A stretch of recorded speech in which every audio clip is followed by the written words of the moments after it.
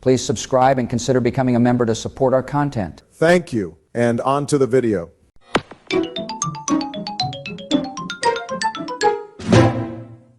Not that gone wild. Why the heck are we doing this, Barry? Why can't we just start with our fantasy draft? Well, Donald, I wanted to do this for Joe and George, who may not be up on their football knowledge. I think I know football pretty well. My Dallas Cowboys are going to win the Super Bowl. It's been over 3 decades. You really have to let that go. Well, I feel like we should clarify and preface this video by saying that the teams are in no particular order once they are in a tier. So there is no the best of the Super Bowl contenders, etc. We don't have to clarify or preface anything. If people don't like the picks, they can stay mad. All right, Donald, since you're feeling so confident, how about you start? So first up is the Saints, and they still have Dennis Allen as their head coach, Derek Carr as their quarterback, and a wide receiver one that cannot take his foot off the gas. Anybody that thinks this team is going to be good has to still have their brain waterlogged from Hurricane Katrina. Yeah.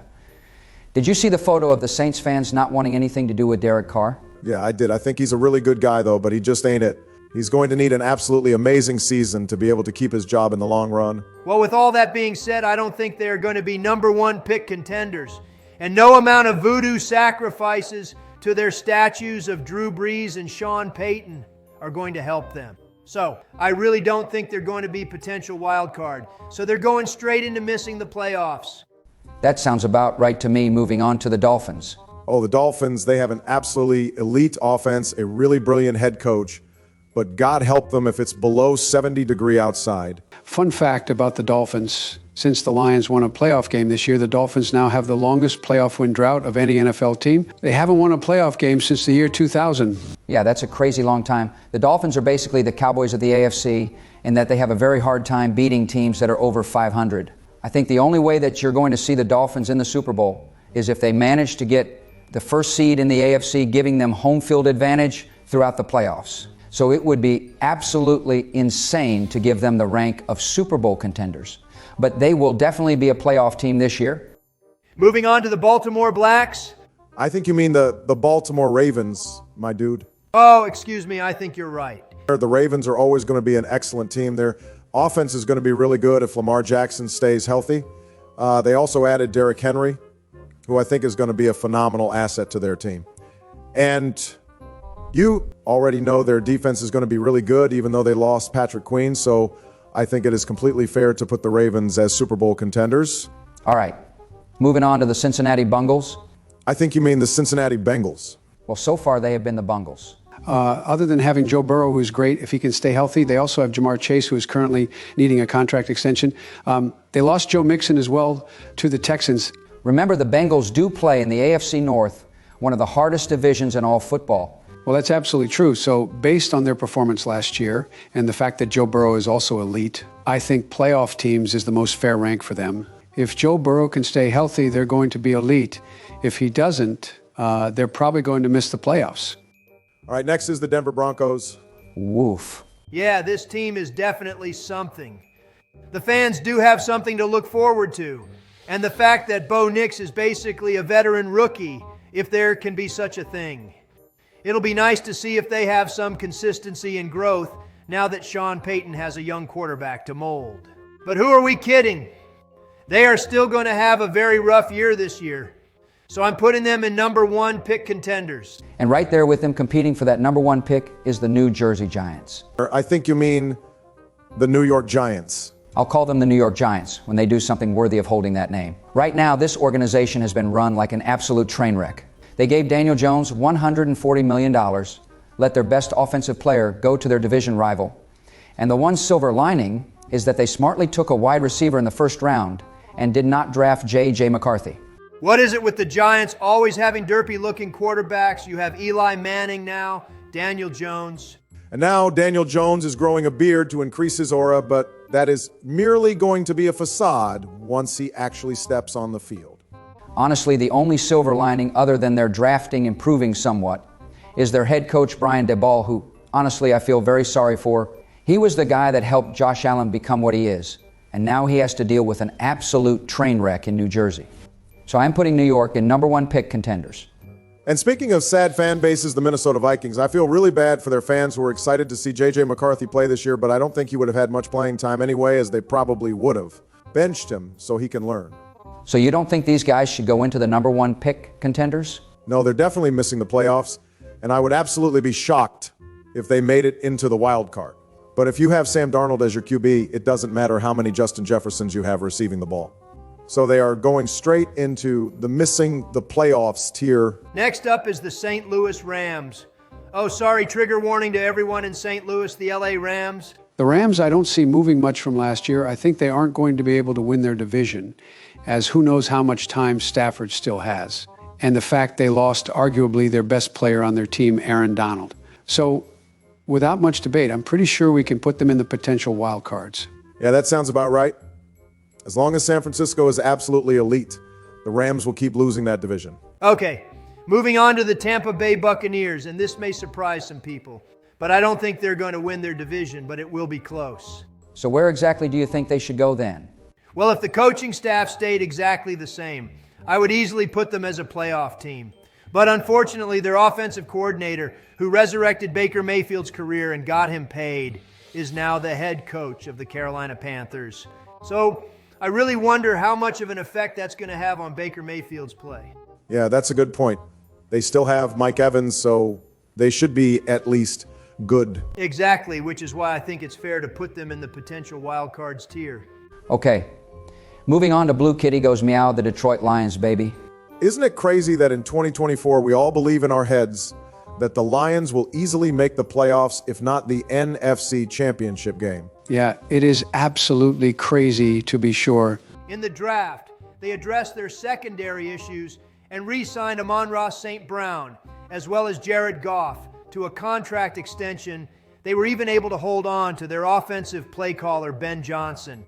Yeah, I think the only thing that would make me nervous about this team is if they lost their offensive coordinator who has been working absolute magic for them. So with that, we are living in a world where the Detroit Lions are Super Bowl contenders, and that is exactly where they're going.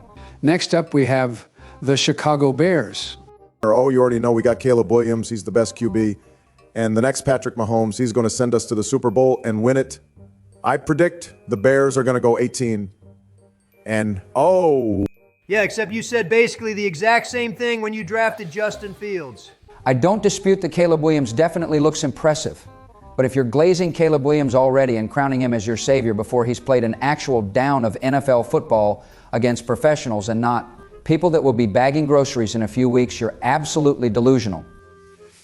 hey, but this is the best situation a Bears quarterback has walked into since, I don't know, it's probably the best ever. Right, but let's live in the realm of reality.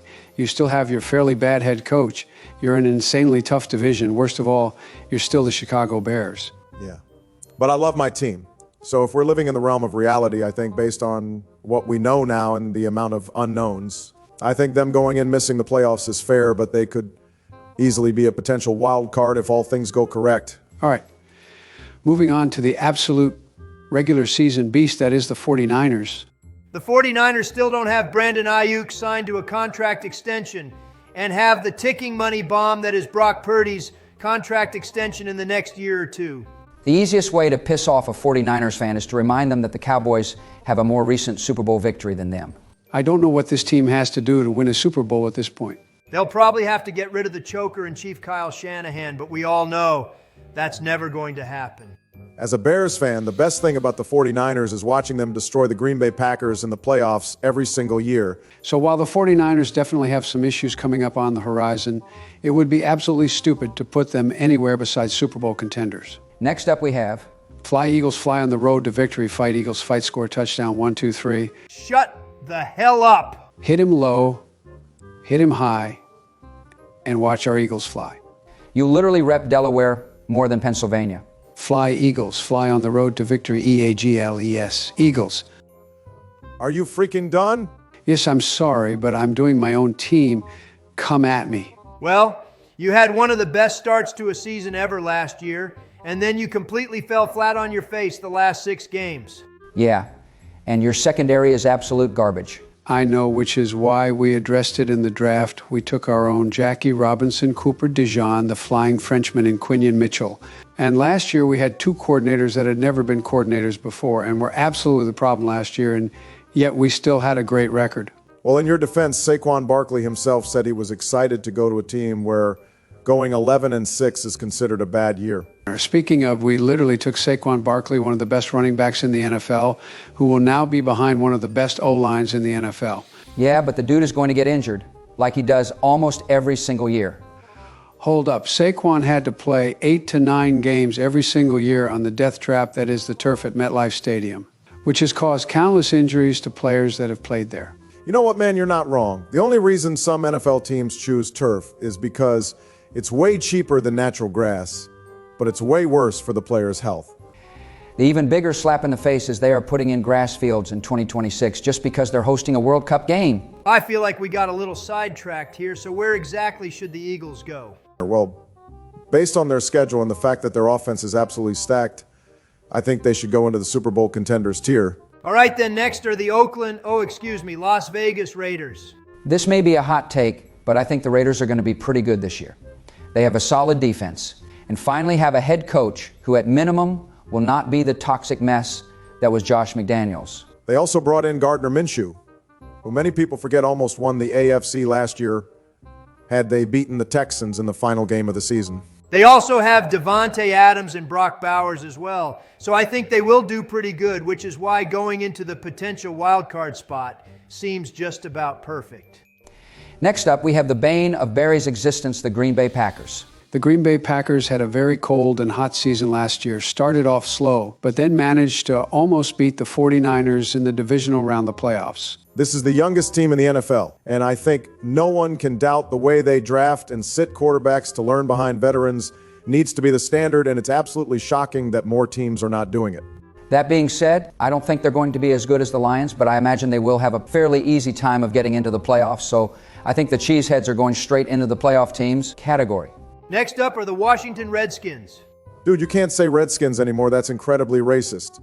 That is almost as offensive as if Baltimore's team name was the Baltimore Niggas. I do not think that is the same thing. The Native Americans created the Redskins, or red people themselves, to self-describe and distinguish themselves from white people and black people. The specific word redskin actually has nothing to do with race at all. Redskin is derived from the Native Americans' use of the bloodroot plant and dye as a ceremonial preparation for war, essentially calling them the football team's Native American warriors. Well, there are still people out there that use the term Redskins in a negative sense. Well, no matter what your opinion on the name Redskins, the Native American on their logo was a real man named John Two Guns White Calf. And just like they did to Land O'Lakes butter, the activists removed the native but kept the land. I can't think of a more colonizer name than the Commanders. The irony is scalping me. Well, we got a little sidetracked there, but the Washington team is easily going straight into the #1 pick contenders. That is something I think we can all agree on. Next is the Arizona Cardinals. The Cardinals drafted fairly well, picking up Marvin Harrison Jr., and I believe Kyler Murray is going to be starting the season off healthy. They are still the Cardinals, though, and they put up some really good fights last year, and I think people forget that. But they're going to have to prove it this year, so currently I can give them no better rank than missing the playoffs. Yeah, I think that was a fairly easy decision there. Here is one of the hardest teams to rank, the Pittsburgh Steelers. Steelers Nation, let's weld. Yes, as of the recording of this, Russell Wilson has been named the starter for the Pittsburgh Steelers. Well, the one thing I think we can agree on is the Steelers will definitely have a winning record this year. Somehow they pull victory out from the jaws of defeat. Yeah, people forget that they were one game away from sweeping their entire division last year. Well, that's just AFC North football for you. I don't think that the Steelers will have a successful year this year. But then again, they could always be sneaky good. Either way, I'm going with the safe bet and putting the Steelers in the missing the playoffs tier. Okay, next up is the Buffalo Bills, and this is going to be very hard to rank and maybe my most controversial take yet. And what exactly is that take? I do not think the Bills are going to be as bad as people think they will be. That being said, of the 10 captains they had on their team last year, only 2 of them remain. But they lost Stephon Diggs to the Texans. Yes, they did, and he did a whole lot of nothing at the end of the season. For goodness sakes, he only had 21 yards in the divisional game against the Chiefs. So what exactly is your point here? Where are you putting them? I think it would be absolutely foolish to count out Josh Allen. He will make one of the dumbest throws ever and then one of the most impressive throws ever, all in the same game. He's a modern-day Brett Favre. So with that being said, I'm going to put the Bills in the playoff teams tier. And now we come to the Atlanta Falcons, and I think this might be the hottest take of the night, but I'm putting the Falcons in the playoff teams tier. How the hell are you putting the Falcons in the playoff teams tier? They're the freaking Falcons. Well, 2 words for you. Division winners. Since the Falcons' stiffest competition in their division is the Tampa Bay Buccaneers, and the fact that the Falcons fixed their 2 biggest issues on their team, those being head coach and quarterback, I think the Falcons will surprise a lot of people this year. I don't think the Falcons would stand much of a chance against the eventual division winners of the other 3 divisions in the NFC. Well, that may be true, but remember, Tom Brady's Buccaneers got into the playoffs and won their division with a 8-9 record, so technically they were a playoff team. Not much of one, but they were a playoff team. Yeah, I definitely think the Falcons will be the most intriguing team to watch this year. Agreed. All of what I said, coupled with the fact that they have the easiest strength of schedule, puts them into the playoff teams tier. Moving on to the Seattle Seahawks, I think Geno Smith will be writing back to his haters this year, saying he is terrified of Sam Howell, which just shows you how low the bar is for quarterback play in Seattle. Yeah, they also have a new coach as well, but I think they will be mediocre at worst.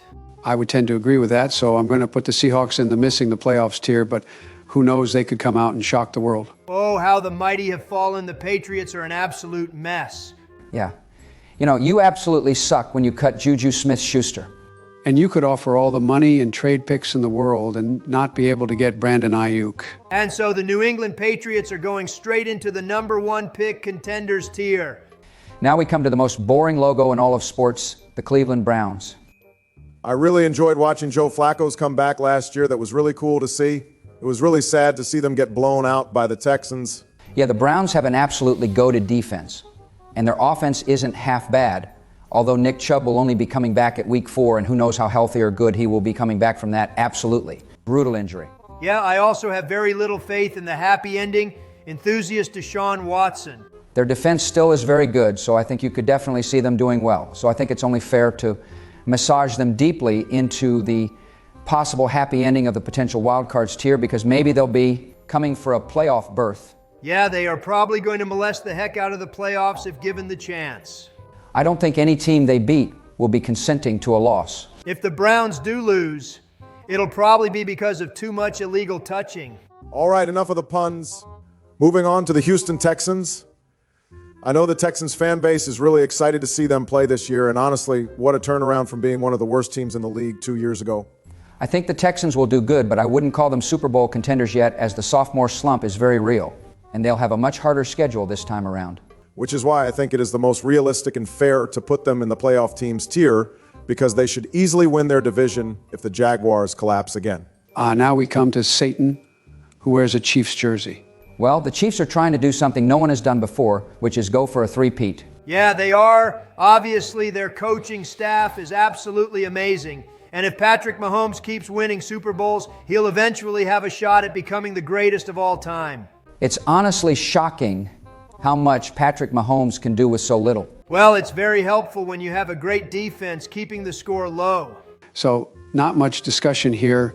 The Chiefs obviously have to go in the Super Bowl contenders tier. Next up is... This is our year. This is our year. This is our year. The Dallas Cowboys are going to be Super Bowl champions. Have some goddamn self-awareness, George. Yeah, dude. Every year you say this. Every year we laugh at you. George, you know the definition of insanity is doing the same thing over and over again and expecting a different result. I don't care. I love my team and I love my state. Well, the Dallas Cowboys certainly did have one of the worst off seasons of any team. They just signed CeeDee Lamb to an enormous contract, which if they would have got it done sooner, it would have been a lot less. That's something my Eagles are really good at. We worship Howie Roseman, the best freaking GM in the NFL. And they still have Dak, who needs an extension, and Micah Parsons, who will need an extension, and each of them will want to be the highest paid ever at their position. Even as an Eagles fan, I must admit that the Cowgirls will probably end up in the playoffs, as they are usually very good in the regular season. Similar to the Dolphins, they have a very hard time beating teams that have winning records. But we didn't have a problem beating the Eagles last year. Wow, you beat us during our collapse? What an achievement. Guys, if there was a year the Cowboys missed the playoffs, I think it would be this year. But I have to acknowledge that the Cowboys are still a very good team nonetheless.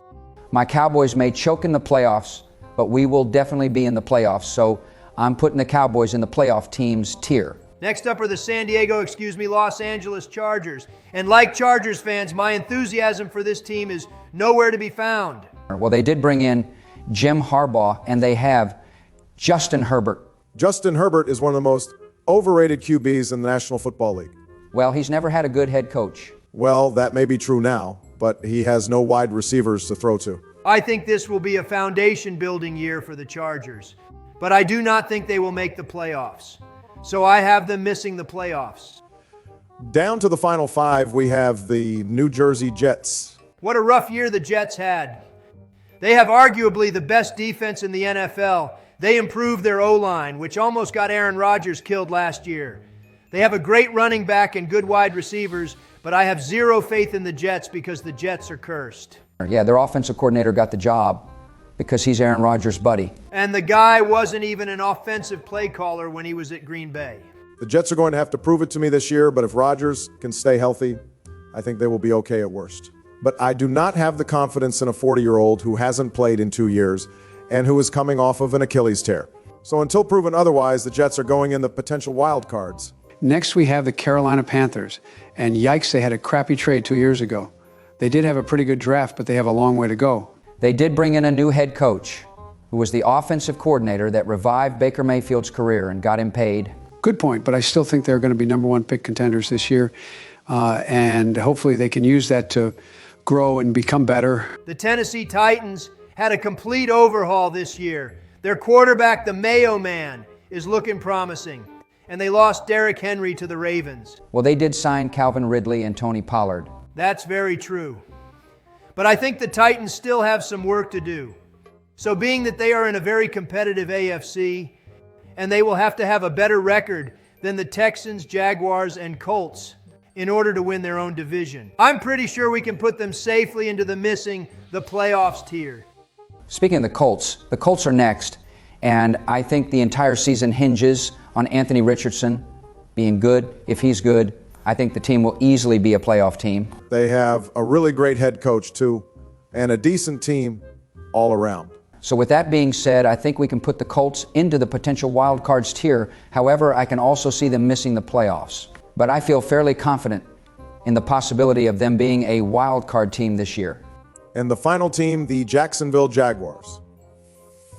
The Jaguars were leading the AFC conference and then fell all the way down to missing the playoffs. It amazes me that people do not talk about the collapse of the Jaguars like they talk about the collapse of the Eagles. Well, Trevor Lawrence was injured during the back half of the season, and so I think people took that into consideration, especially when he was playing injured through the end of the season as well. Well, it all depends on what the Jaguars are going to do. They seem committed to Trevor Lawrence, and I don't think at this time you can say the Jaguars are better than the Texans. I don't know, but I think it will be an interesting division to watch, that's for sure. Well, I think the Jacksonville Jaguars should go in the potential wild card tier, as I do believe they are better than all of the teams in the missing the playoffs tier. Well, guys, that wraps up our 2024 NFL teams tier list. I'm ready to go do our fantasy football draft. I am too. It's going to be great to have such a large league this year with 12 players. There's going to be 12 players.